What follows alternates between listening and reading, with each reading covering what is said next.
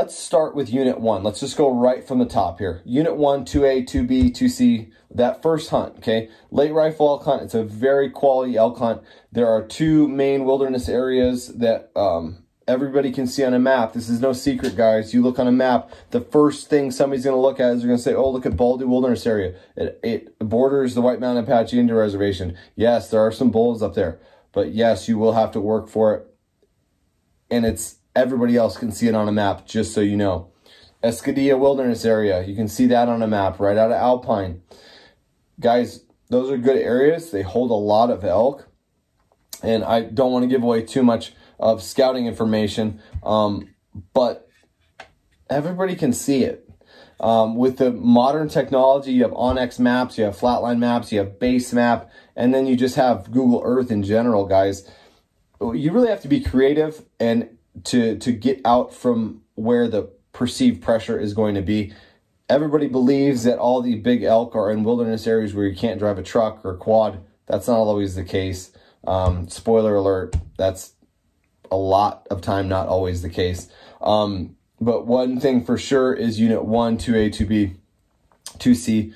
It's got great elk potential. You can very, very for sure have a chance to kill a 330 plus bull in these units, and you can have a chance to shoot something bigger. So trophy potential is very high for the rifle elk hunt. What I would expect to shoot is to pull the trigger on a 330 bull, a 300 to 330 bull, just depending on the year.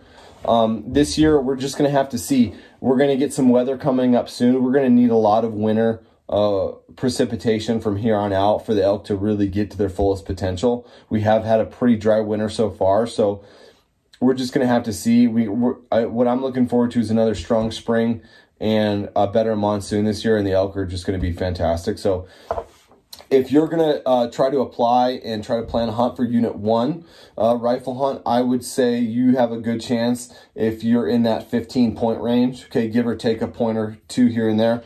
If you have 15 bonus points for elk, you can probably have a chance to draw that tag. It's a fantastic hunt. I highly recommend that hunt. It's a beautiful hunt. The terrain is very diverse in Unit 1. It goes from basically junipers, kind of flats, to big mountains that you have to hike full of aspens, to flat pine trees, beautiful wooded areas. One thing about Unit 1 you have to keep in mind that's different from a lot of areas in Arizona is that it has year-round water. So not only does it have year-round tanks and small lakes and kind of are to Arizonans relatively big lakes. There's actually a lake in Unit 1 called Big Lake. To people across the Midwest, they wouldn't even consider that a pond, but for us, it is a big lake. Year-round water, and there's also a few tributaries and streams that run year-round as well. So you have like the Black River that runs along the border of Unit 1 and 27. You have a couple little streams, you know, in that kind of along the White Mountain Apache Reservation that are year-round. They're not just seasonal. So it's a great area for elk to thrive year-round. It's a great area for elk to stay year-round. It's not a very migratory type elk herd. Some of the bulls do prefer to drop down into 27 into some of the bigger canyons in that late rifle elk season, but nonetheless, guys, it's a great elk unit. I highly recommend it just for an overall experience, to see elk country, to see a bunch of elk, and to shoot a potentially very big bull. If you work at it, you can shoot a 350 plus bull in Unit 1 in that Unit 1 hunt.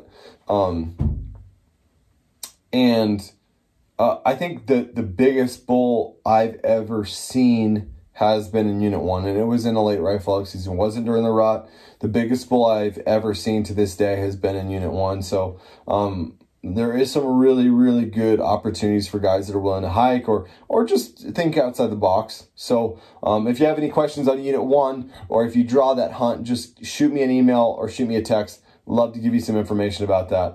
It's a great place to start, and you definitely will get your money's worth out of that hunt, and your points will be most valuable and used in a very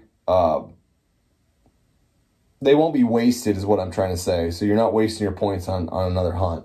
I think it's a very much worth 15 points to draw that tag. Okay. So moving on. let's go talk about the next one down the line, guys. So the next hunt that I want, the next rifle hunt that I want to talk about, that I'm just kind of rolling through the regulations, and so you can have and see what exactly these hunt numbers are, and the draw, the amount of permits allowed, all those kinds of things.